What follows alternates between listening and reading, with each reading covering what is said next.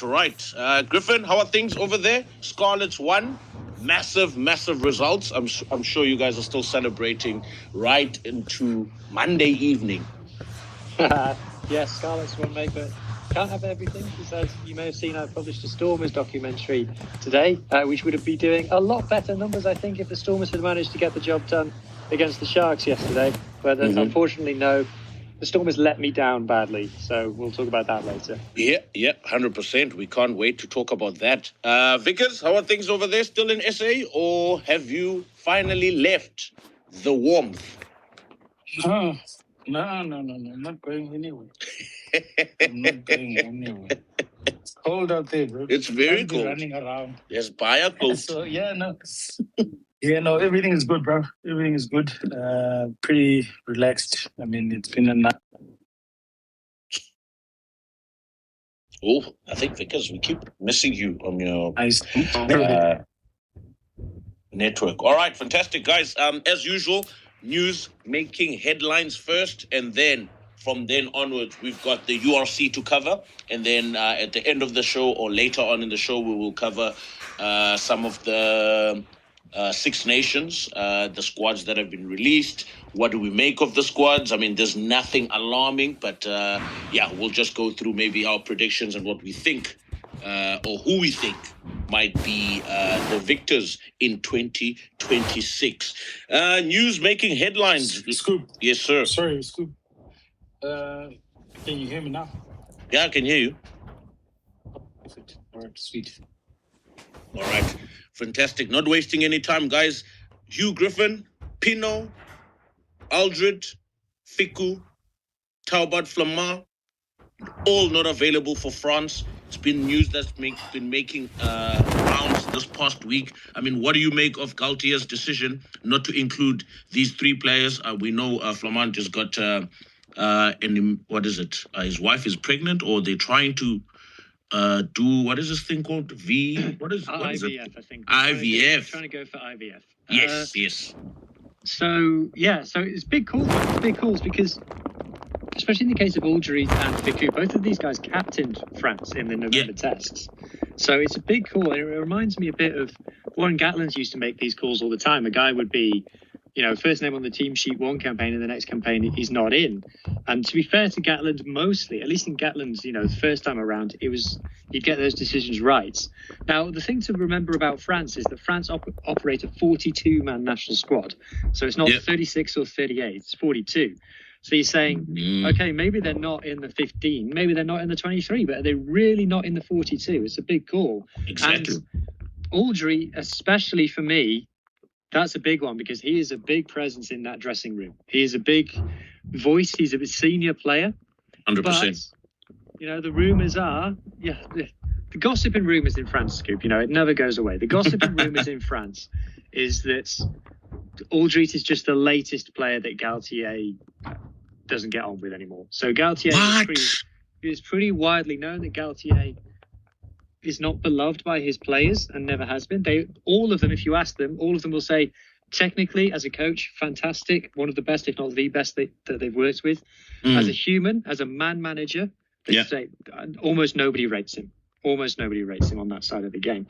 So we know, Jalibert is someone he's not always gotten on with.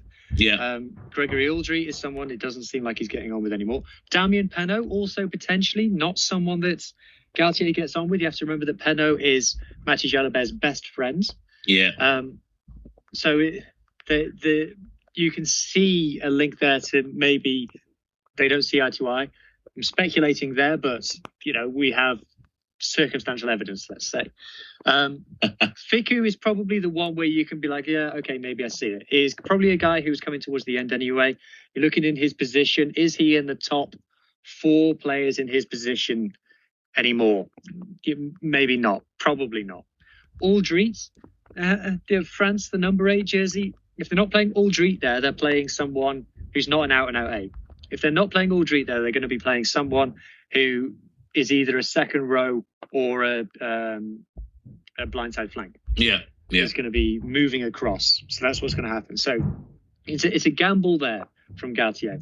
Penaud is the one where it's like, okay, even if you say someone like Theo Atasogbe, who, I think you could canvass opinion. Some people would say that he's better than Penaud, a more rounded player, a more complete player than Penaud.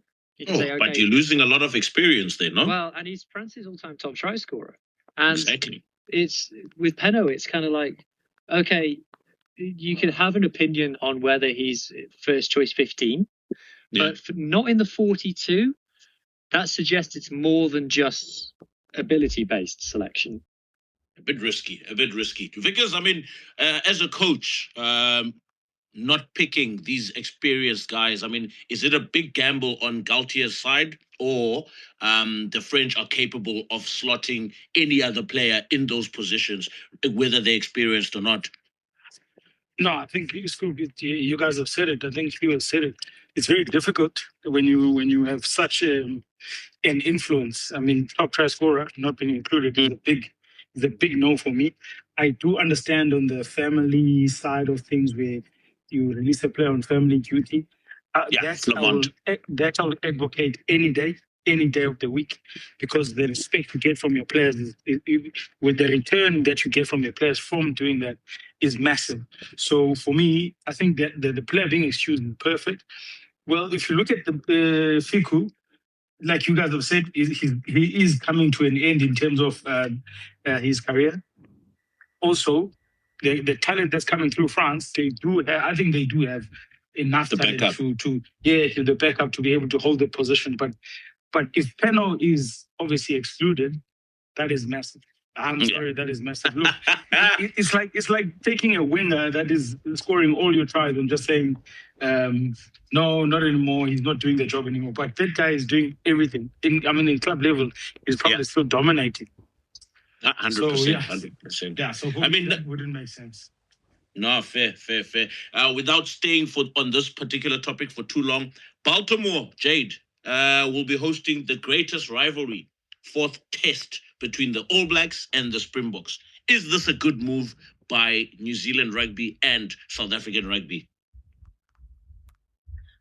I think this move was driven more by New Zealand rugby. It's evident, that they have an agreement, with the US and trying to play as much games as possible there to promote the game. I think them to stand like the Silver Lake deal as well, and all of the commercial aspects that they do have in the US, they've been going there every year. So for me, it's been coming more from New Zealand perspective than from South Africa. I think South Africa was just, you choose who you want to play that last game. We can do it in Dublin, Twickenham, wherever. And I think New Zealand pushed to get it done in the US. To also pick up the game, going forward to 2031, the 2031 World Cup is in the US. Yeah. So I think it comes from there. But it's been a lot of negative comments that I've been reading, especially from New Zealand public, in terms of Baltimore, in terms of the city, the venue. Now, I don't know anything about it. Maybe you guys know, but there's people talking. Baltimore. The same. Yeah, it's the city, it's not the best city. So, I have no idea in terms of that. I've just been, going on what's been said in the press in New Zealand in terms of the city selection in America, in the US. But it's always been coming, and we know that, until 2031, the All Blacks will play a test every year, or maybe the World Cup here in the US to promote the game over there. They did it against Scotland last year. Ireland last year, so they're going to try to continue to do this. Every year they have to play in America. Crazy. But we also tried to put up a petition here in Amsterdam regarding that final test. It did its rounds. I think I also posted it on my timeline sometime last year, where they wanted to host that 4th test match at the Ajax Stadium, the football team. But nonetheless, Liam Williams yesterday or this past week, confirmed his retirement from international rugby. Hugh Griffin, a very prominent Welsh footballer, 93 caps, 21 tries. He was Welsh player 1,095. I mean, any thoughts on Liam Williams? Yeah, when he came through, he was a sensation, mate. He was didn't come through a normal path, a normal route to Test rugby. He was not the product of an academy. He was not a wonder kid. He was working as a scaffolder, I think, up into his 20s, I think. Got picked up by the Scarlets and kind of broke into the main Scarlets team and went from there. He battled for that 15 jersey. He played a lot of his tests on the wing because at the time Wales had Lee Halfpenny at fullback. And if you got those two players, Liam Williams, you're playing wing, mate. But a player who could create something out of nothing. Do you remember the first test between the All Blacks and the Lions, 2017? Yeah. Try from the end of the world. He started. Warren Gatland loved this guy, I think. Gatland loved Halfpenny the most. Okay, fair enough. Halfpenny was Gatland's guy, along with a few others. But Liam Williams, he was one of those guys. He was unorthodox as a player. Yeah. He wasn't. People would say that he was deceptively strong as well because he's quite lanky and his running style is quite unusual. But people would say, I remember Sean O'Brien, the Irish flanker, said that when you tackle him, it's like tackling a coffee table. You're like, what the heck have I just hit here? A massively talented player, could do anything and everything that you would want a fullback to do. His counter-attacking, probably the best counter-attacking fullback Wales have had in the last decade, at least 15 years, I'd say, probably since Lee Byrne was at his peak in 2009. Yeah. And look what he's achieved with the Lions tours that he's been on and stuff. You can't knock his achievements. The thing that's held him back always in his career has been the injuries. I think in the last 6 years, he has played more international tests than he has played club games. And we're talking, he would have seasons for either the Scarlets or for Cardiff, who he joined later. I'm not even talking single digits. I'm talking 4 or 5 games a season at club level he would manage because of injuries. So unfortunately, that's just the way it went for him.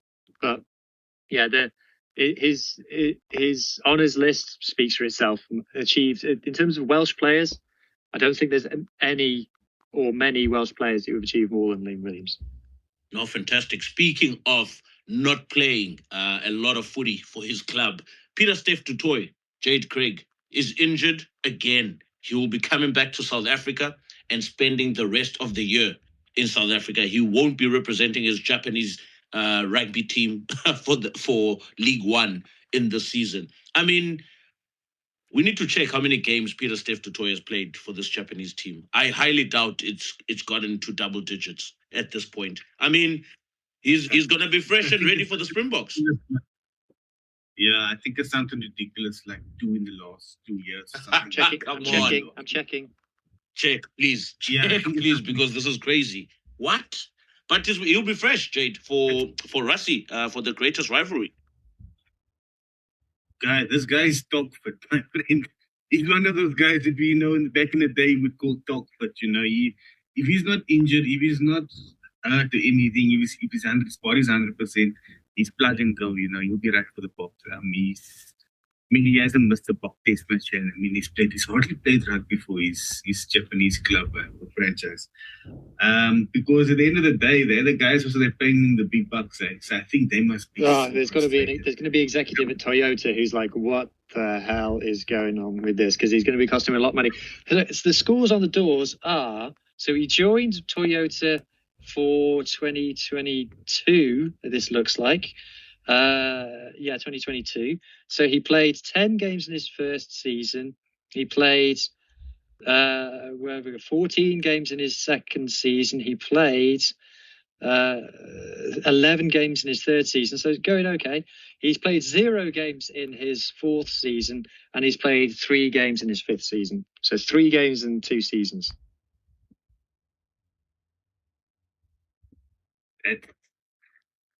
And I pretty much think he must be one of the highest paid players in Japan, according to his salary. So I think they must be very, very frustrated with this. Boy, I don't know. I don't think they're going to extend his contract, though. I think, once it's done, he's going to leave. He'll go somewhere else. Might come back to Africa and have his swan song here, but it's going to be difficult for him to extend his contract. He was not being put there, and he's not put that side,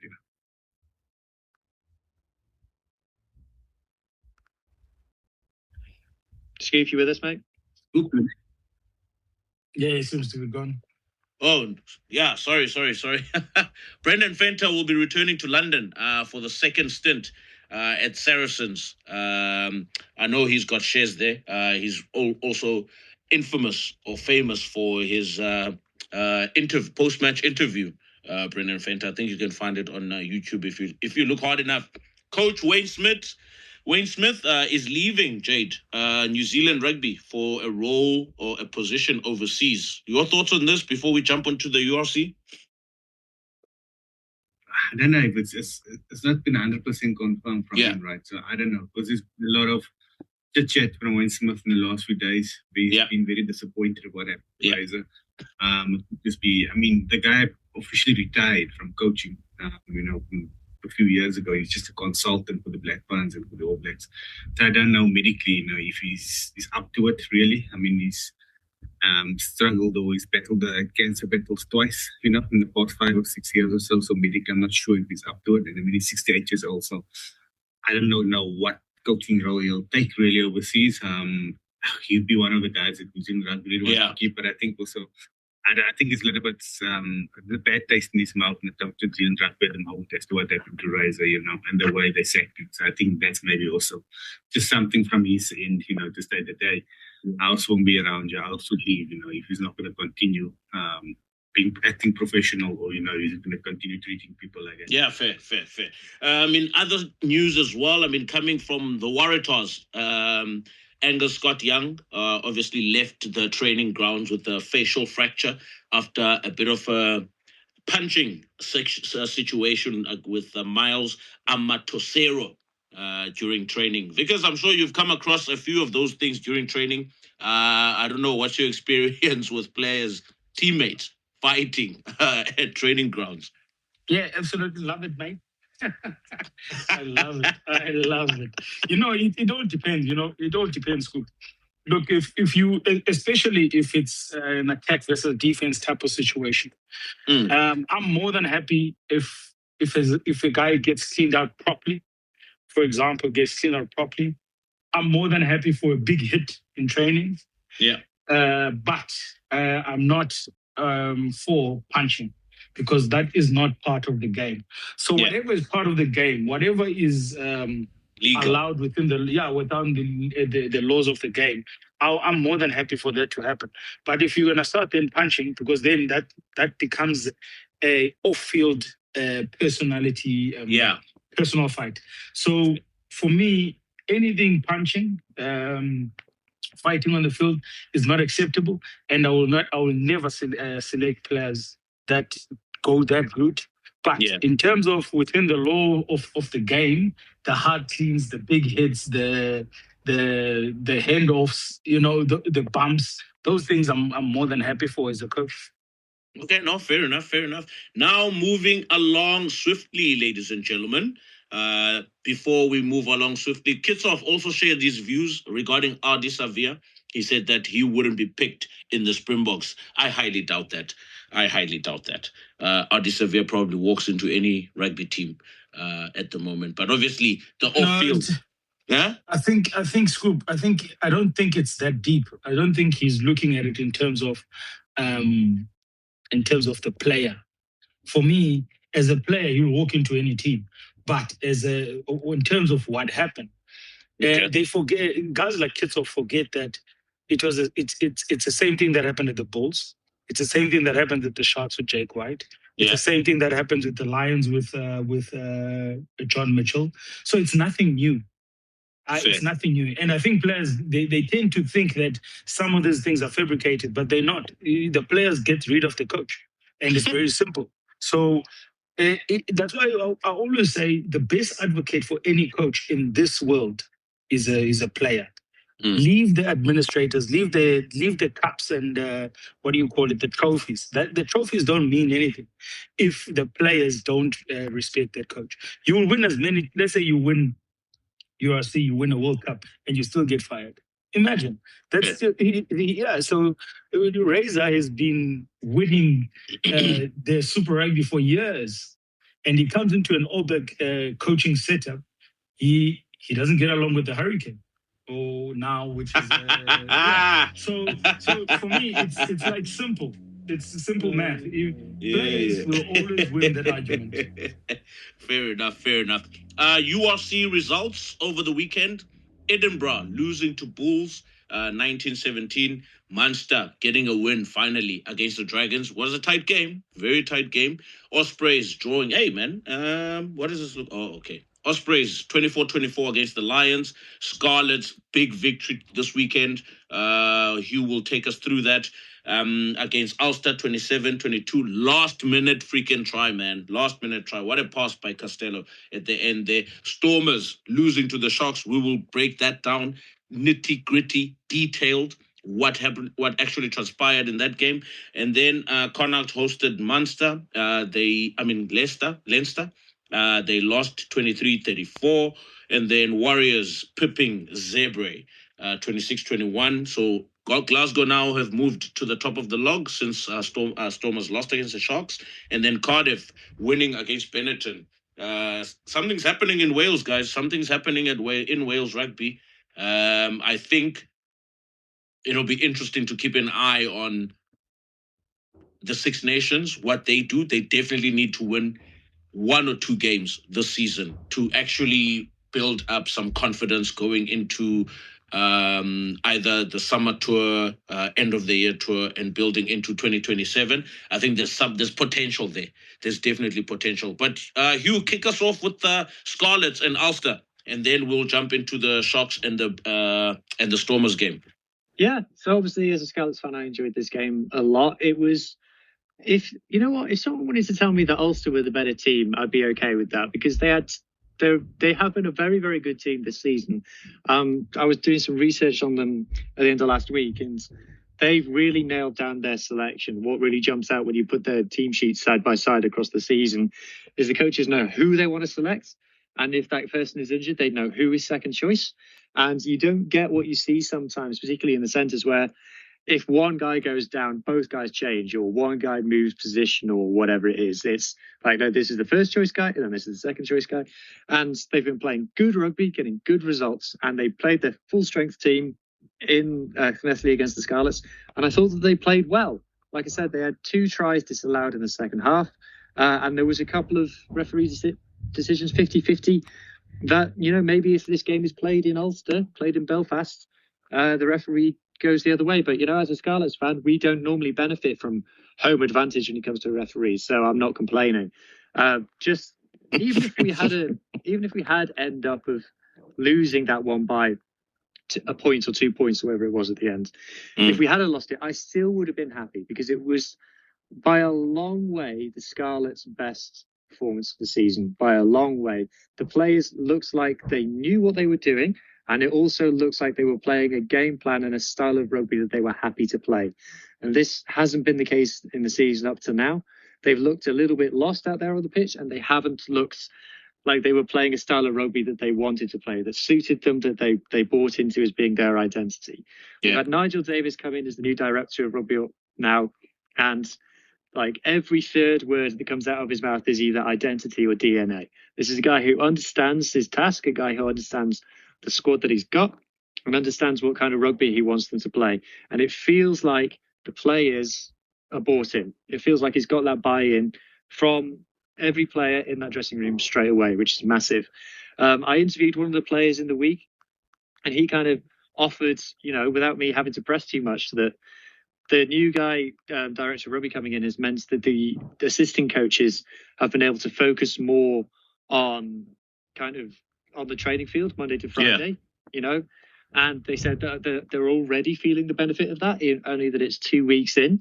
And, finally, Sam Costello, the fly half, what a performance. Absolutely. He did get bumped by Nick Timoney, at one moment, which fortunately resulted in a disallowed try. But he did get bumped once. But other than that, a masterclass. What I love about Sam Costello is you never know what he's going to do when he gets the ball. He's not like a robot. He's not. He makes his own decisions. He calls it. He plays it how he sees it.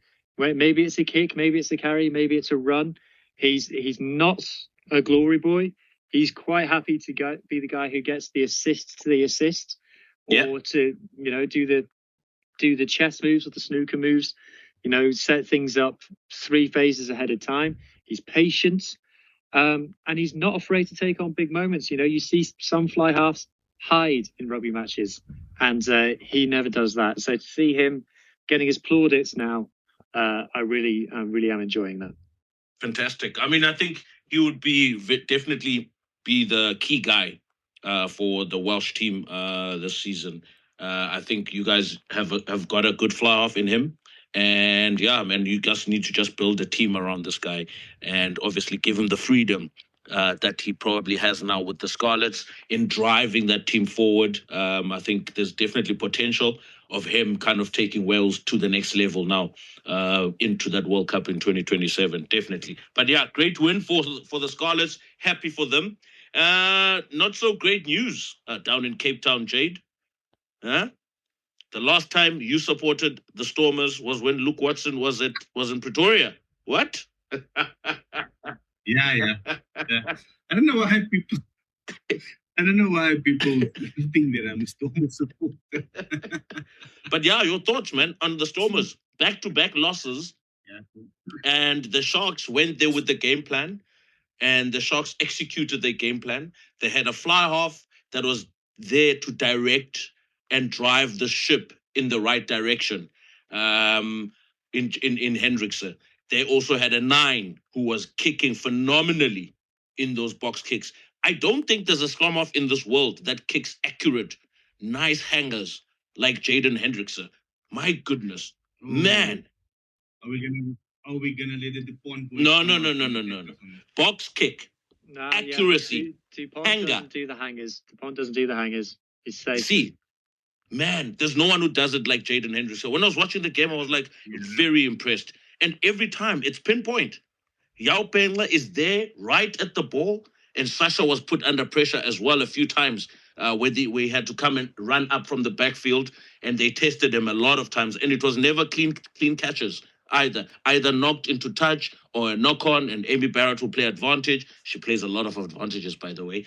But yeah, man, they kept it close as well. When they got into the Stormers 22, they kept it nice and close, off 9, coming around the corner, off 9, coming around the corner, and then line out, drive, maul, try, and then Hendrickse at 10, the brother now, I mean, with the nice cross kick. I mean, they played percentages very well. And if you look at the amount of tackles the Stormers had to make in that first 20 minutes, it was very hectic. It was very intense. And I like the fact that they put the Stormers under pressure.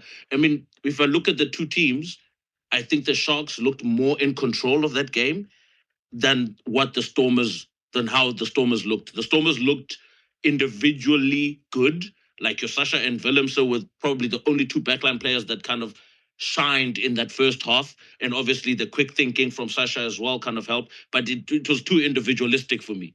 Their mauling wasn't great. Their lineouts were terrible. My goodness. Salman Murad gets in for a minute, he gets a yellow card, and then he gets subbed after the yellow card.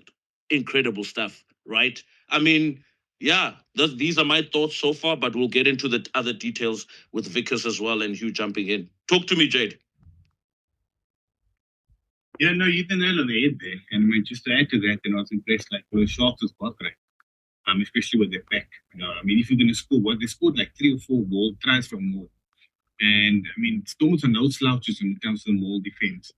So for me, this is evident, they work right on the end of the day. They were brilliant yesterday up front. Their back worked well. They were collectively, they cleaned their rucks, they were clean. They gave Hendricks a clean ball at time. They protected him to allow him to kick those box kicks. They allowed this to set at times. They competed aerially, all over disrupting Stormers' ball, making sure that they don't get clean ball from turnover ball, making sure there's always a hand in, like you said, or they tested the Stormers yesterday, and I don't think the Stormers had the answers to those questions yesterday.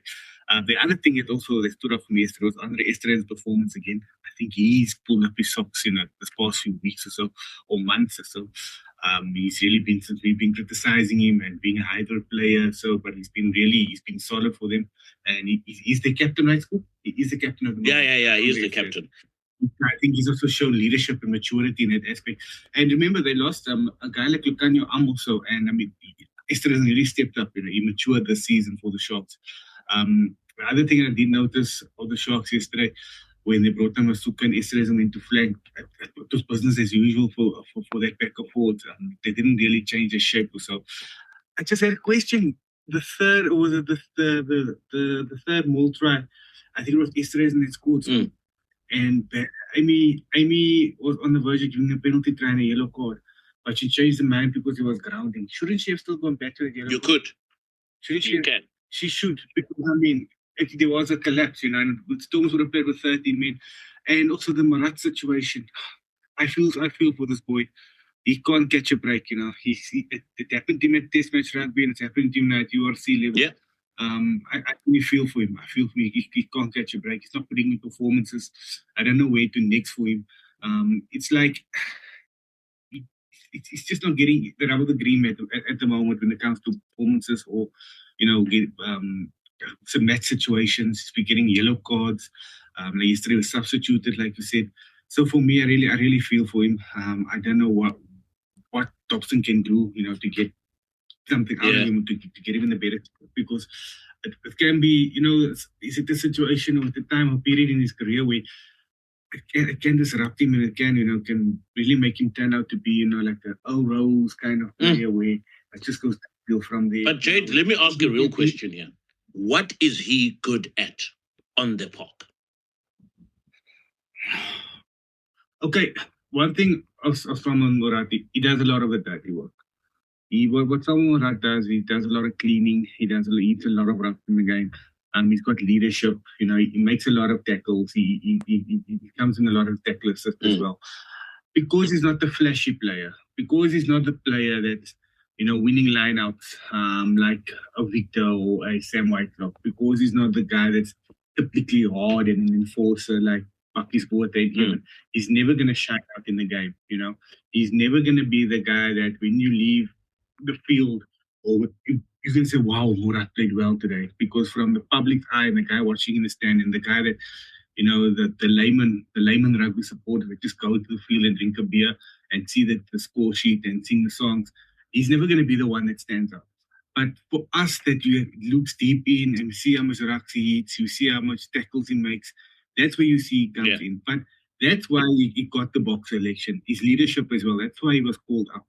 But he's been tapering off from that this season as well, Scoop. That's my concern now. So he's not doing the things he did well. He's not doing that well now at the moment, So that's a concern. Because if he's not going to be dominant at line-out time, because he's not going to be an enforcer, now he's not doing his functional roles correctly in the team, or he's not hitting his roles at the moment. He's nowhere there, because we're looking at it. Smith, Van Heerden, and Jerry Schicklin are far better than him at the moment, and it's Thomas' team. I would actually put him down as fourth, not conform at the moment. But you have to be honest, you have to really be honest. But that's the kind of player he is. And easy at the team where the Stormers need that kind of play, because they got quite a few of those players going around. Or do the Stormers really need a line-out enforcer or a line-out general or a real enforcer at lock? I think it might be. I don't think it's what the Stormers need at lock at the moment. But there is a place for him, a Marat type of play in world rugby. But because he's not flashy, because he doesn't shine up, people don't see it. And at the moment, he's just been getting a lot of bad luck at the moment. And also his family's influence that they do have in SA Rugby and in the history of SA Rugby also. So he comes with a label. Everybody knows the history. He comes with a label on him. He was Paul Boy's high captain, SA under 20 captain. He's really well disciplined, he speaks well. So he's always been that kind of player, coming with a label, he comes from a rugby heritage. So at the moment, I just think he's struggling. I think he needs somebody, an experienced player, to put their arm around him and just to guide him at the moment, because I don't want it to go downhill for him, because I don't want to see the same situation that we've seen. We've seen it with Earl Roses and all of those guys, with Morgan Newmans and all of those guys that came on the scene, and then just something happened to them and they went downhill from there. Yeah. No, fair enough. Vickers, no Sia Kolisi in the starting lineup, no Eben Etzebeth in the starting lineup, no Lucanio Am, no Mapimpi, no Ox in the starting lineup, no Mbonambi in the starting lineup. Talk to me about these Sharks.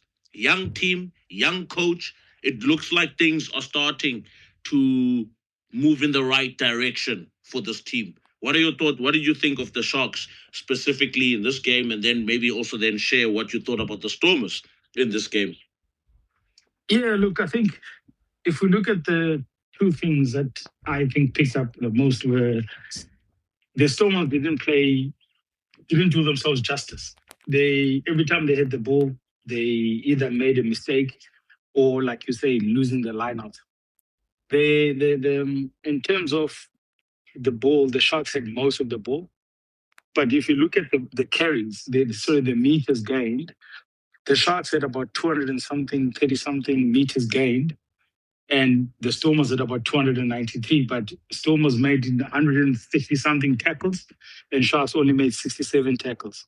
So that goes to show that it's not all rosy. But the fact that they got the win is probably the most positive that out of everything. For me, it's the fact that there were a couple of players that put in a good shift. I think Jordan Henry was solid. Jaden was solid. You get Andre Essays, and I think he had a decent game. I think I would have made him my man of the match, but Fassi obviously took that in. I thought Yao Ezra was quite influential within the game itself. Yeah. So I think their forwards grinded, and the backs did what was required of them. Yeah. So I think in that regard, the Sharks got the win. If you look at the Stormers, for example, it always goes back to the thing where if you don't see the Stormers forwards going forward, then nothing is there. Because if you look at in this game, they were dominated clean by the Sharks. I mean those lineouts, that must be a coach killer. Especially also dominating the scrums the way that they did. They didn't have many scrums, but they still did the job. They still got the job done. So yeah, I think for me the most important is that they lost the game in crucial areas.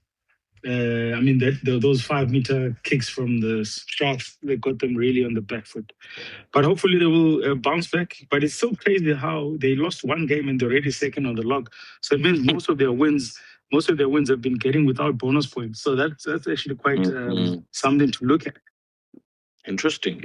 I mean, I think you mentioned a good point regarding the forward packs. I think the Stormers forward pack had more familiar names and test match experience, and the Sharks forward pack that started this game, you didn't find a lot of Springbok players or international players. Maybe a Pepsi Buthelezi. Also, I thought Pepsi Buthelezi's game was probably one of the best games I've seen him play in this under the Sharks, to be honest. And this is what I've been looking for, from him. It's a pity Manny had to walk. Chituka had to be subbed quite early in that game, because I really think he's a promising youngster coming through as one of those two Chituka brothers. And Sia Kolisi came through, obviously, the leadership and the patience that the Sharks had in certain areas of the game. That was very important. I think JP hit the nail on the head in terms of selection for this game, because he brought all his Springbok players in the second half to kind of manage the game in that. I mean, there was a bit of a lull where we had about 10 minutes of nothing, where it was like, I think it was 22-12 for a long period in that game, 10 to 15 minutes or so, where there was nothing happening. A penalty here, kick for touch, knock on, turnover ball, the other team goes into the opponent's half, etc., etc. But regardless of that, I think, because you mentioned a very good point there when it comes to the forward packs. Hugh, your thoughts on this game? Yeah, I think we've got to say something that I don't think we've ever said on this podcast before, guys. I think we have to say credit to the Sharks. It was a good game from them. Look, I think Yes, 100%. the thing about this one was that, and Vujo's hit the nail on the head. When Vujo says that Stormers don't win a lot of game with try bonus points, it's exactly right.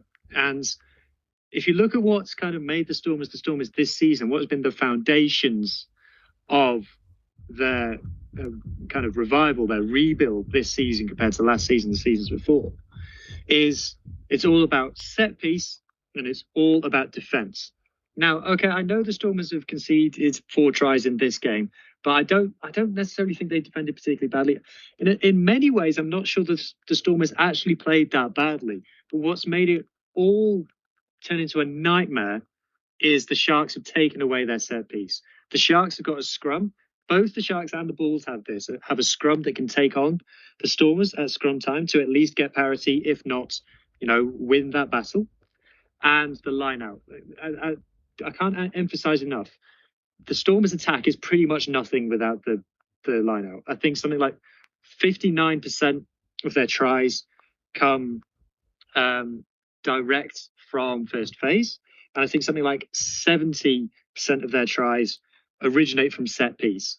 And we're talking, even when their line out is functioning, they tend to need a lot of bites of the apple. If you think back to the Bulls game, they tend to drive them all, milk a penalty, get the yellow card, get it closer meter by meter by meter.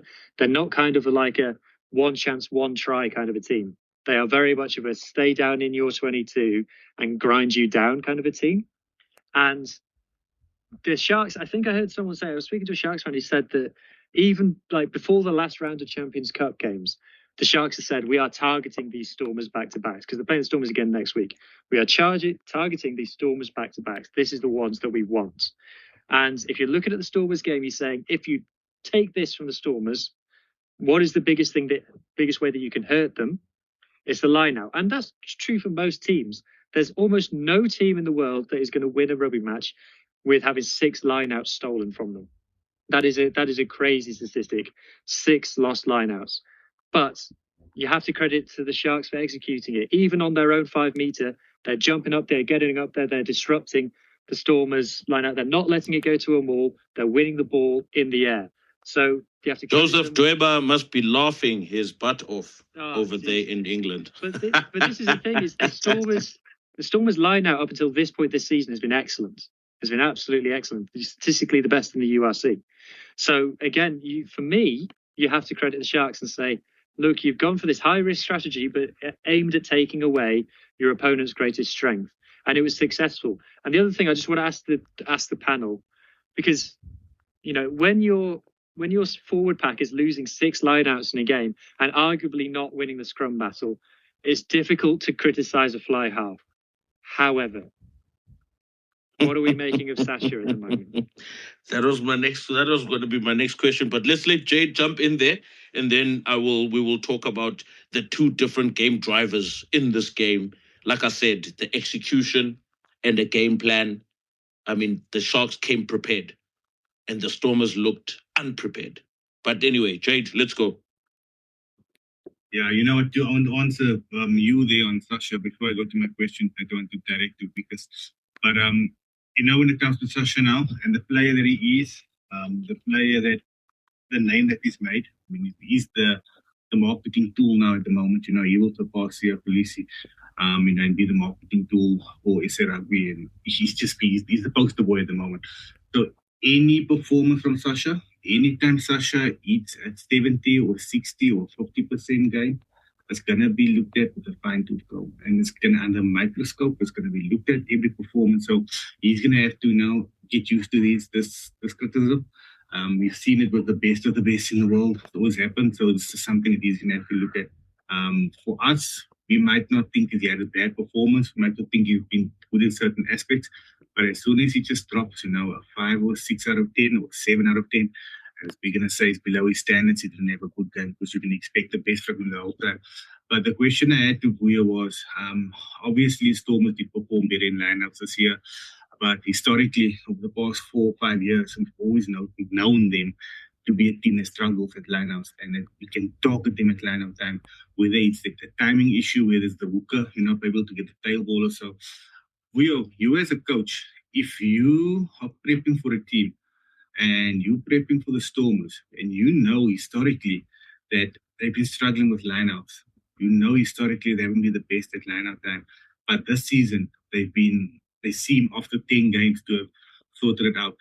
Do you still go down that path as a coach? Do you still look at it at an area you can focus on and think, okay, the issues is just maybe temporarily sorted out?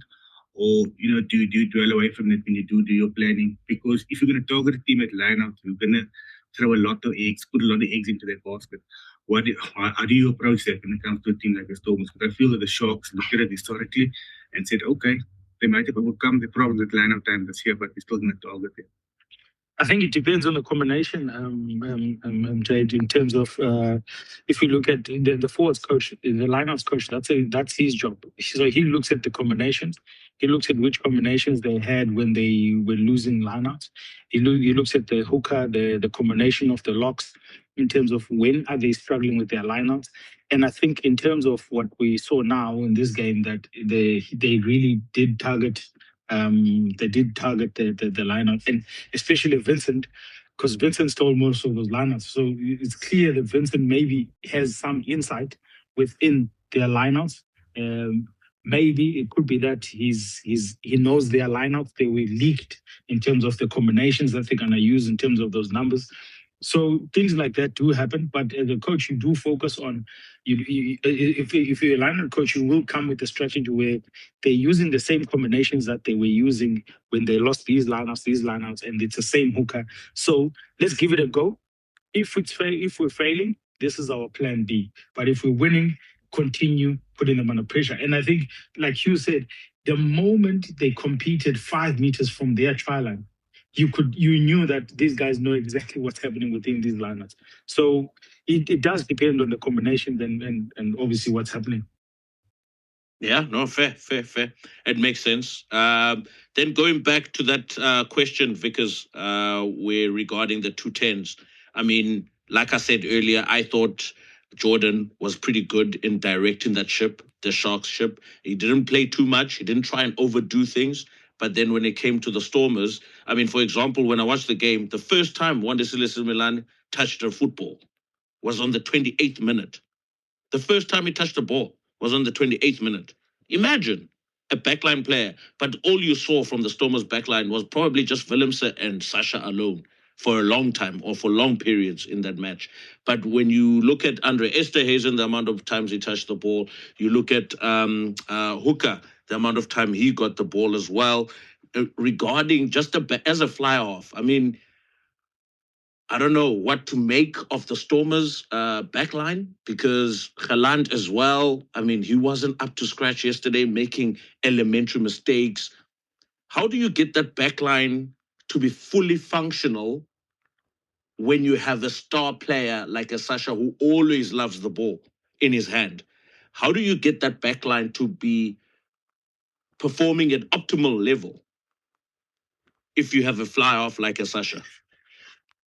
Look, I think, Scoop, we said it season 2 when they lost in that final against Munster. I think a lot of it has to do with those forwards. If those forwards are not firing, as much as Sasha is trying to do as much as he can from his side, they're not going to get ascendancy. And I think we discussed it as well. And we said they have a lot of free roll in terms of the players. They get a lot of a free roll. They don't really restrict their players. And because they don't restrict their players, you find that players will do what they see. And then when they land themselves into trouble, then the forwards need to get them out of that trouble. But if the forwards are not firing, then you have a little bit of an issue. So I think it must be very difficult for me to understand how they approach a game. Yeah. I would really love to know and sit in their meetings and see how they would approach a game, because at the end of the day, when you have the talent that they have, I think they tend to give the players a lot more free road. And in terms of Damon Willemse, Sasha, Galant, I mean, even Simelane is probably one in that mix if you throw him in there. So they do have a lot of players that can actually do the job.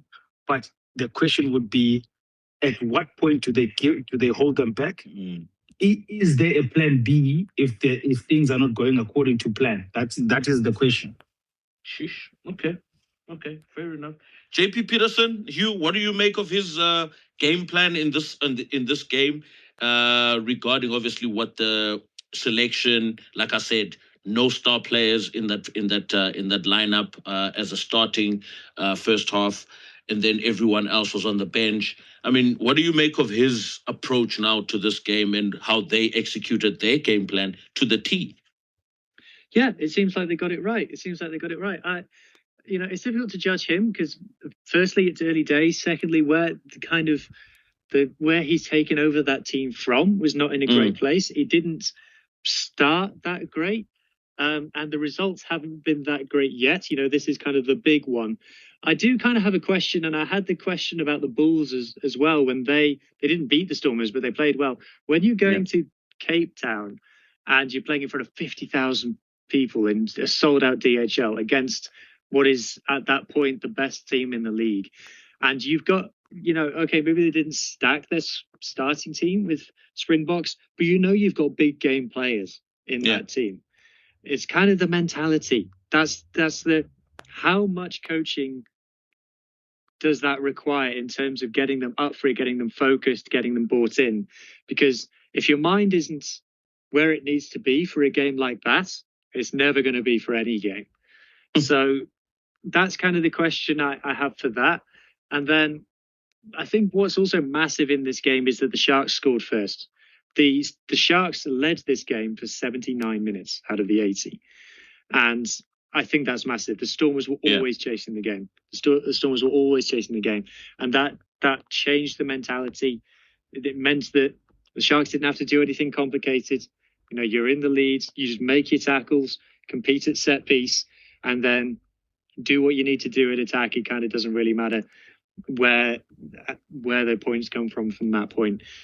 Speaking of points, last point on Sasha is, we know he can kick goals. So what's going on at the moment? He needs to figure out what he's doing off the tee at the moment, because it's not just like not perfect. It's like actually quite bad goal kicking at this point. It's also it's exactly the same thing that happened in that Bulls game. Exactly the same. He missed all his kicks. Oof. Heavy. Not moving away. A few months ago, it's the kicking tea, and you argued with me. But yeah. Calm down, Jade. Calm down. Actually, Jade, now looking at that Sharks game as brand of ball. Sorry, Skip. I thought it was because it's Gilbert versus Rhino. Oh, yes. That's what you said, Jade. Actually, you're right, Hugh. Thank you for reminding us. Actually, they said it was a Gilbert versus Rhino. Can you believe it? Without forgetting Joey, guys. I mean, I thought the Sharks' defense was also quite accurate. They put a lot of pressure.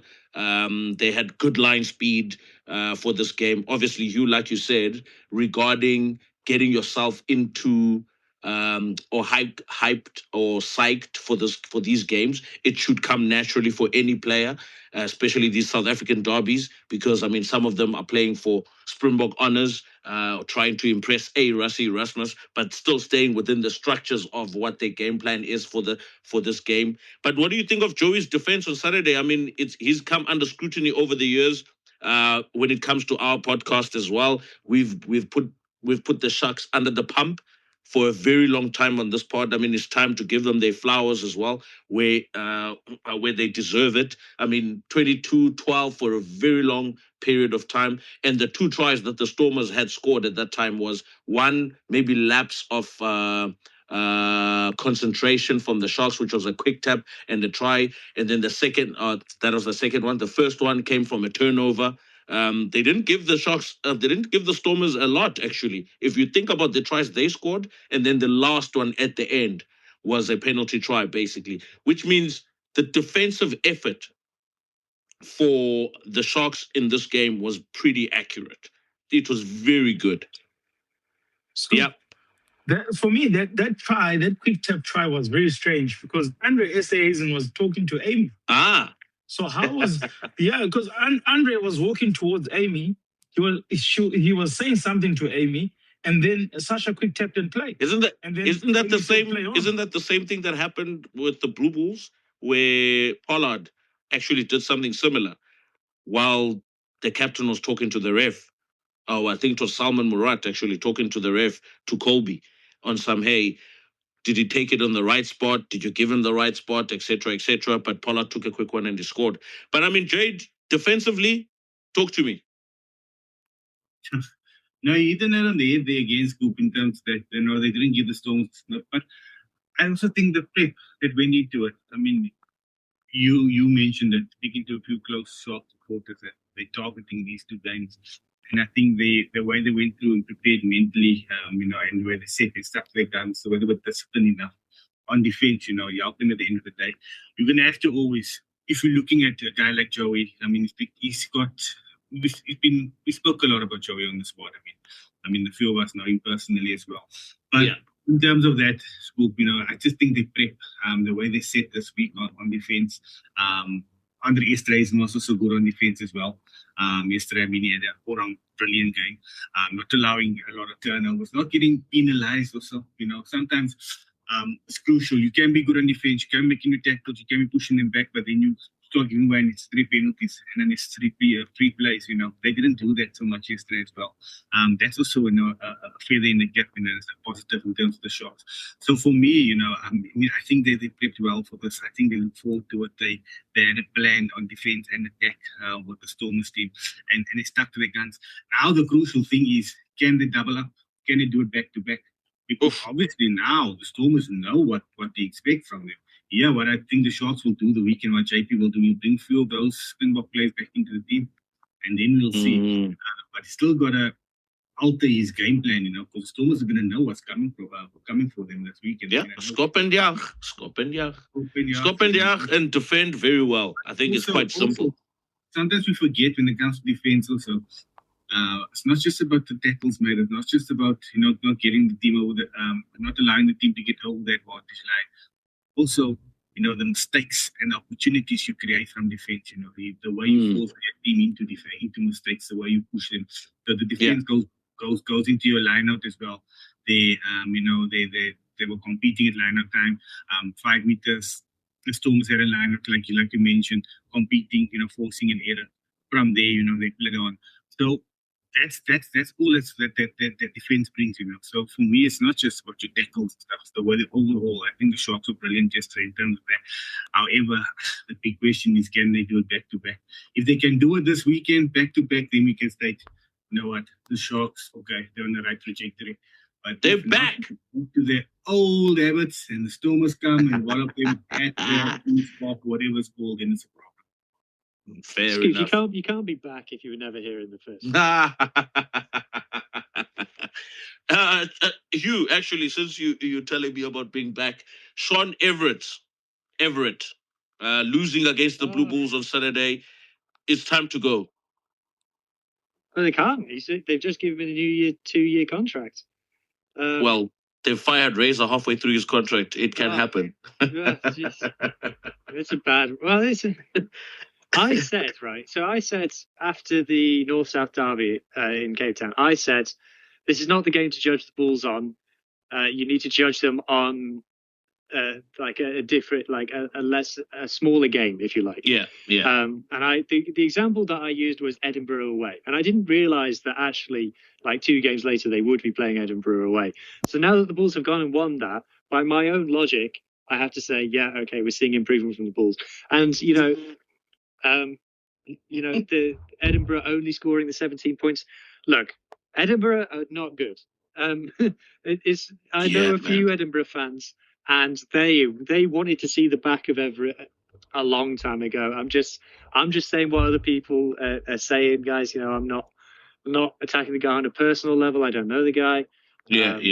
But all I can tell you is that the Edinburgh fans have seen enough, and they've seen enough a long time ago. It feels like their attack is Darcy Graham and Hope. It feels like their defence is Freddie Douglas, this like kid. It's like 20-year-old kid, top turnover specialist phenom at the breakdown. So their defensive plan is him, their attacking plan is Darcy Graham. Apart from that, what is this team? And the Bulls just stuck in there. It was a comeback victory.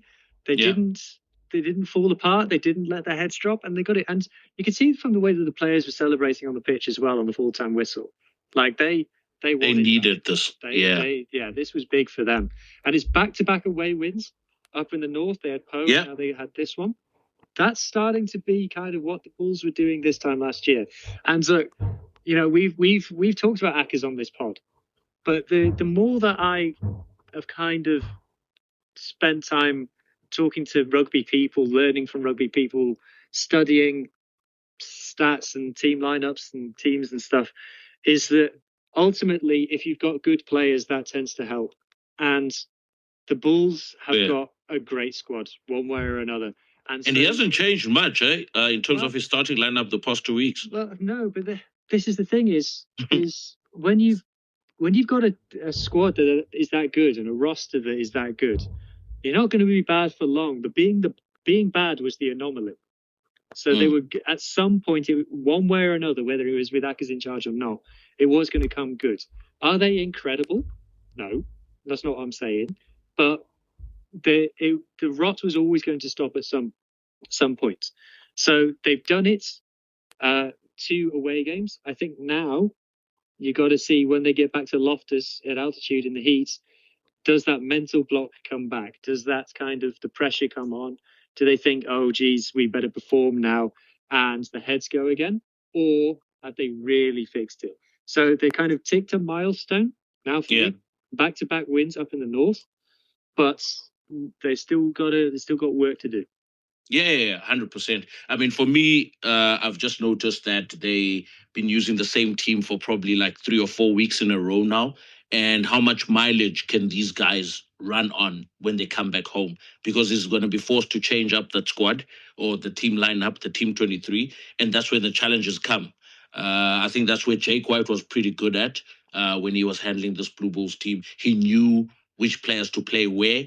When he was traveling or playing home games, he knew how to adjust the team on a week-to-week basis. Hence, he was the good manager that he was, or good coach that he was. So I'm trying to see. I'm happy for them to have won these 2 games, and it was all, and both games were games that they had to come back from a deficit, So I'm sure there's a lot of hate watch from Cape Saki and Bumelelo and Scrum and Fly Off, definitely. But at the moment, they've gone 2 back to back. And Vickers, I don't know what your thoughts are in terms of looking at this Blue Bulls team. Do you think it's promising? Do you think they've got potential to actually change their current situation, looking at these 2 wins that they've had? No, I think, look, for me, when I watched the game on Friday, I wasn't particularly impressed. I'll tell you why, because it's almost like he's picking their favorite players. Or he's picking based on the players that probably gets along with. Because to pick I think, guys, Statement Hans has done enough to convince anyone that he's a solid 13. Mm-hmm. So to take a wing and move him to 13, and then to still continue with Creel at 12, I don't know. So for me, I don't know if this is a turnaround, but obviously a win is a win, and for them it was on the road, so it is a positive sign on their side. But for me, I'm still not convinced. I don't know. I'm still not convinced. I would like to see more.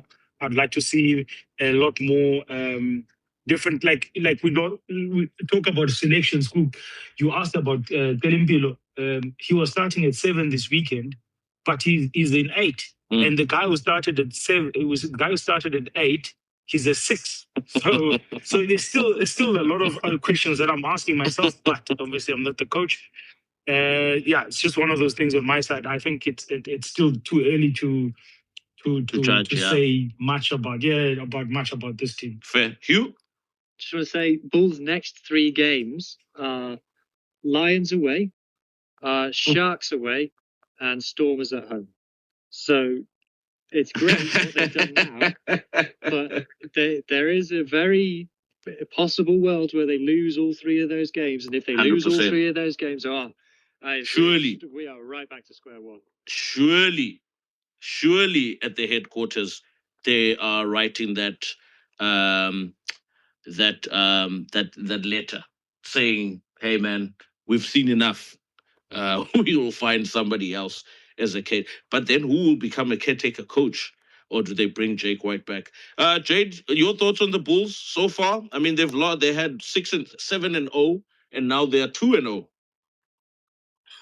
Are we gonna say that it's the Bok, the guys from headquarters coming in? What do they call them? What's the what's those guys? What's they called? Anyway, Moby unit. Moby unit. I'm gonna say it's the Moby unit that came in as their influence. Oh, guys, you know what? The Bulls were never a terrible team. They were never a team that's gonna win only 3 or 4 games a season. You know, they played in the final last, so they were gonna win 1 or 2 or 3 games, right, and get some form throughout the competition, despite the bad stuff. They were gonna, try things right, but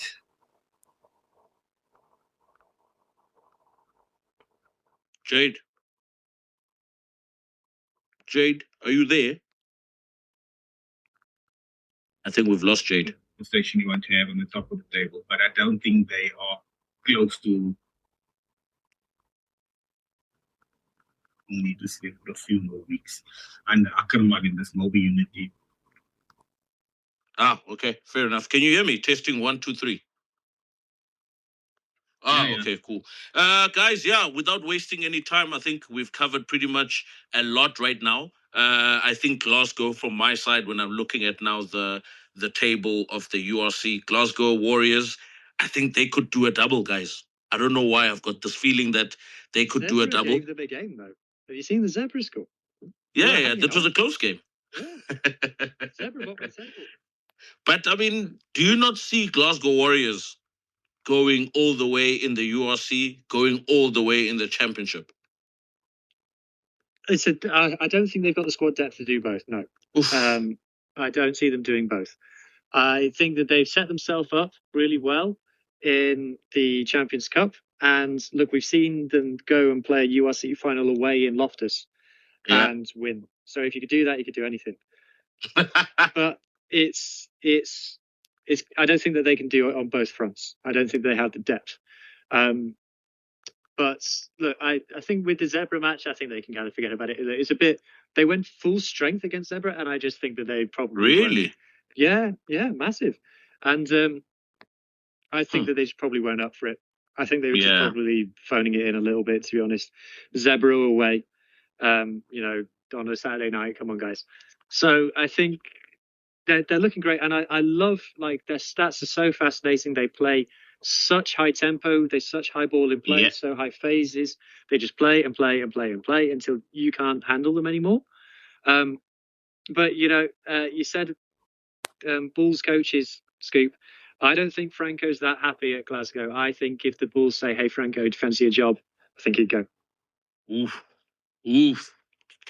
That would be massive for the Blue Bulls. That would be massive for the Blue Bulls, especially with the squad the Blue Bulls have right now. What Jake White has assembled there, man. Well, the Sharks might need to beat them to it. Sharks need a coach. Let's see what Masotti thinks. Actually, it's up to him. As long as they can get rid of that Neil Powell guy at the Sharks, I mean, he has added no value into that program. Zero value. I don't know what he was there for, and I don't want to see that guy at the Sharks. There's no need for him to be there. Guys, looking at Jade Super Rugby kicking off in 2 weeks' time. Any promising team that you think could do it this season? Because we saw that there was a few hitouts this weekend, and Force beating Reds at home, which was a game played, I think, at one of the schools in Australia. But nonetheless, I mean, we've had a few hitouts, warm-up games this week, warm-up games next week, and then the week after it kicks off. Six Nations as well is also kicking off in 2 weeks' time. But yeah, Jade, your thoughts? Who do you think we should look out for in Super Rugby 2026? So you're actually telling us now that with Six Nations and Super Rugby starting in 2 weeks' time, the real rugby starts. Well done. Anyway, no, guys, no. It's difficult to see to judge with with preseason games. I mean, we just seen the Waratahs after signing Crichton from rugby. 2 days later, there's a massive fight at the camp. So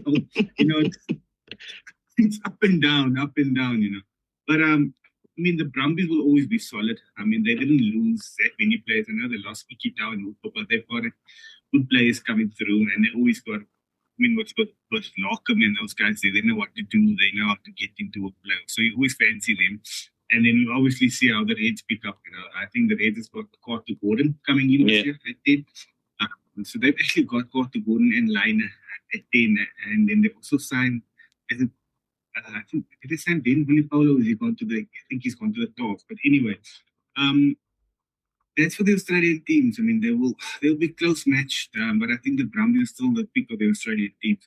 If you're looking down at New Zealand and you're looking what's going on there, I mean, you can't look past the Crusaders. I mean, Clay Stefana and Buku coming back into that midfield and team that they do have. I mean, they've got the back of forwards. They can dominate this competition. They can bail them out when they're not playing well. They've got the players. For me, the team this year that you should watch out for is actually the Highlanders. It's a pity they lost their legend. It's really a pity. Yeah. I don't know. It will be nice if Jamie Joseph will be there for Super Rugby, but I think they will. I think if Joseph had gotten the job already, I think they would have made a call so that doesn't disrupt the Highlanders and not have unfair toward the Highlanders in the Super Rugby play. But if you're looking at the players they brought in, I mean, they brought in Tito Harris from the Blues. They've got this kid's name still on the wing, Tangatai. They've got Tavanawa coming back again. So, and Ratamatuki Nipton. So they've got a real solid backline, with the Fakatawa at 9. So they've got a few players coming in. They signed Argentinian lock Lavanini. It will be interesting to see. I think there's about 4 or 5 Argentinians playing in Super Rugby this year.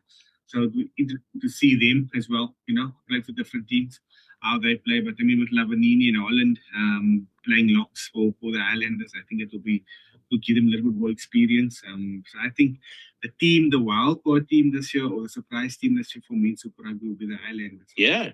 I mean, it looks like a nice, formidable lineup for them as well. I mean, they've packed up nicely in the forwards, and especially that back line looks electric at the moment. And I think, there's definitely potential there. With the games this coming Saturday, with the hit-outs, it's Blues versus Hurricanes, Crusaders, Highlanders, Chiefs, Fiji, Drua, and then Western Force are playing Brumbies, and then Reds. They all play 3 chapters, right? They play 3 chapters. Yeah. So they play chapters of football. Yeah. So, I mean, you can't really read much into the score. Yeah, they're giving a lot of players a lot of runs. I mean, but school, the point that I want to make also is, for your team as well, in Crusaders this year, it's interesting to see how they adjust at the new stadium. Sometimes you just get that, where a team moves to a new stadium, they just adjust. They need to adjust. Razor to be named the new director of rugby. At Crusaders. Yeah. So that will also be interesting to see this. Fair enough. Hugh Griffin, this past week we saw announcements for the Six Nations teams.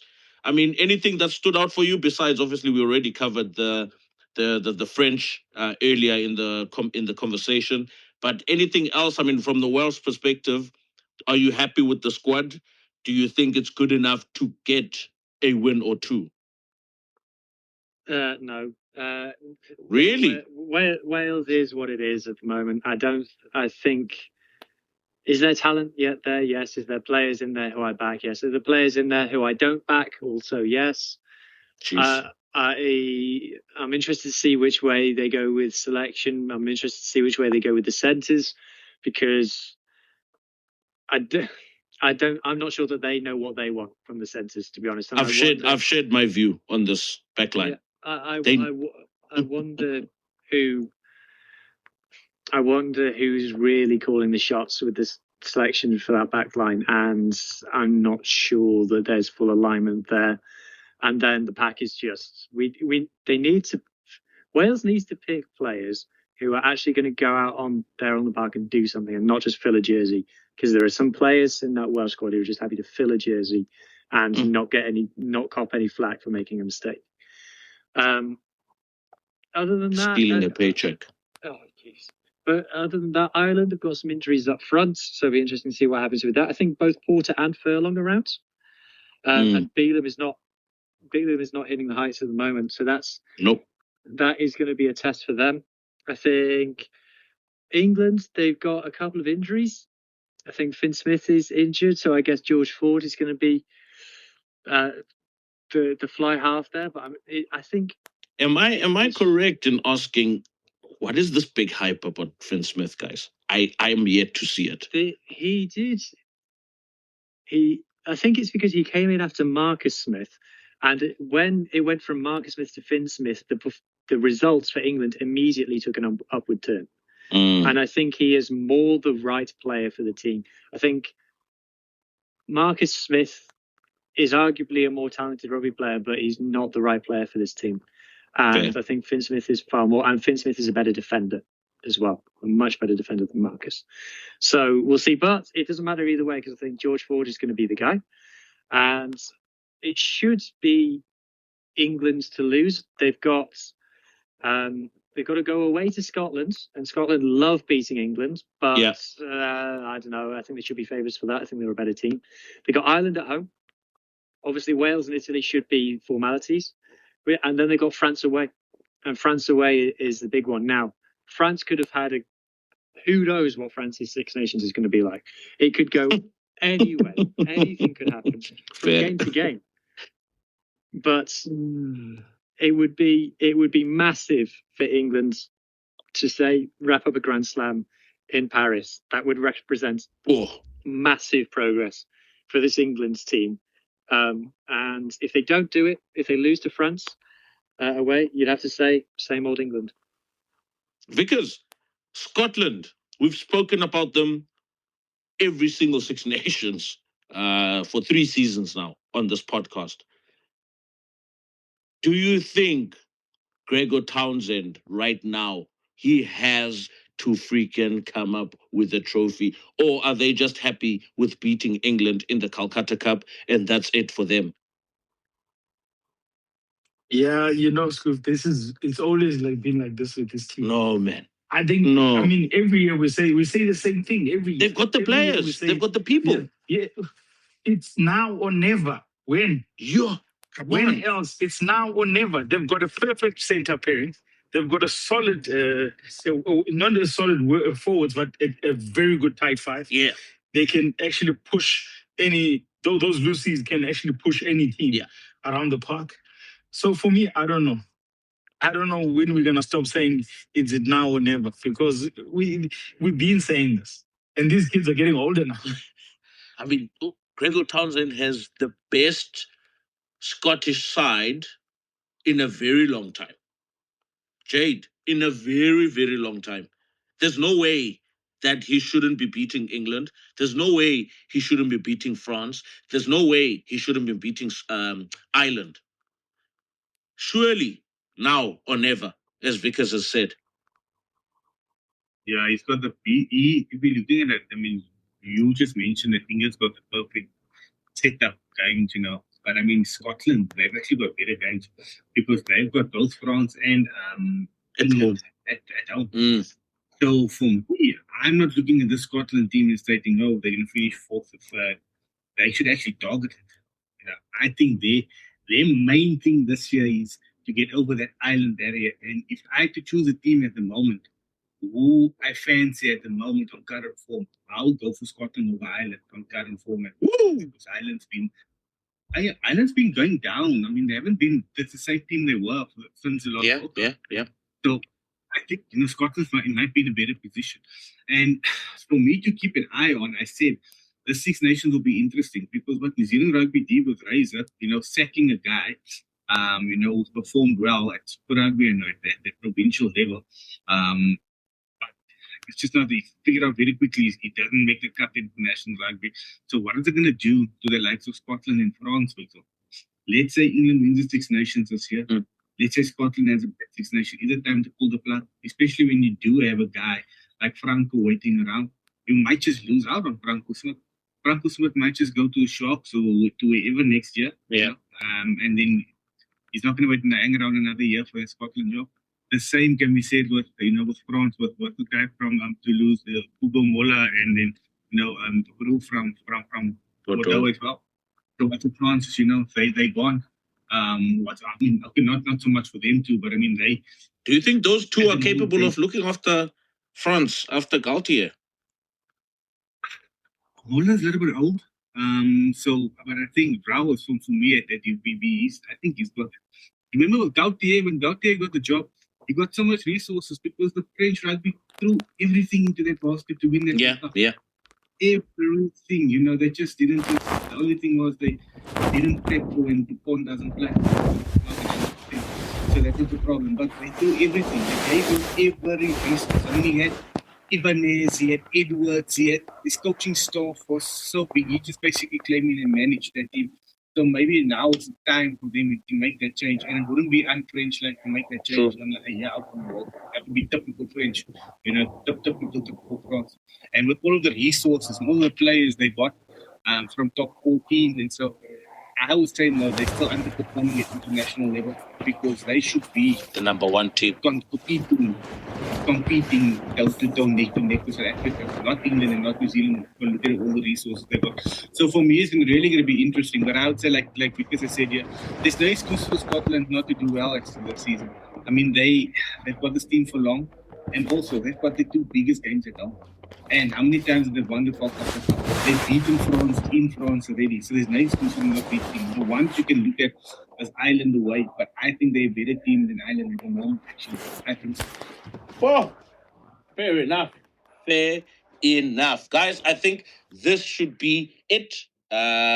Thank you very much, Jade. Thank you, Hugh. Thank you, Vickers. It's been a great chat. We've covered everything. We've covered news making headlines. We've covered Stormers and Sharks, Blue Bulls, URC, looking at Glasgow and seeing how Glasgow are going to do, or if it is possible for Glasgow to go 2 competitions in 1 season. URC Investec Championship. I think they've got the potential to do it, but let's see. This is the Rugby Scoop. Thank you very much, guys, for tuning in.